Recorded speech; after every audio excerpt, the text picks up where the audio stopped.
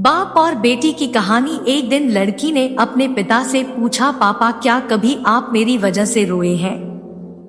तो ऐसा पूछने का कारण ये था कि उसने कभी भी अपने पिता को रोते हुए नहीं देखा था।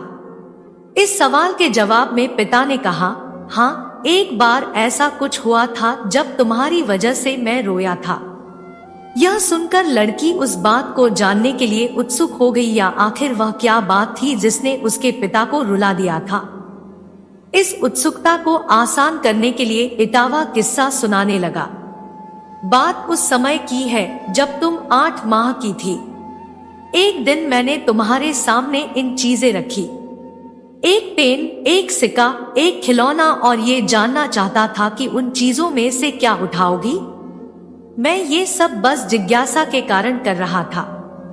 मेरे लिए ये जानना बहुत रोचक था कि मेरी बेटी के लिए आगे जाकर यह सबसे अधिक मायने रखेगा। मैं तुम्हारे सामने बैठकर बेसब्री से तुम्हारे अगली कदम का इंतजार कर रहा था। मैंने देखा कि उस देर बैठकर तुम चीजों को देखती रही, फिर घुटने के बल पर चलते हुए उनकी ओर बढ़ी।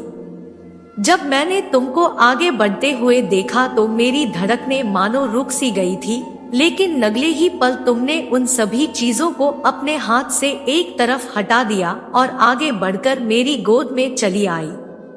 यही पर था जब मेरा दिल भर आया था और तुम्हारी वजह से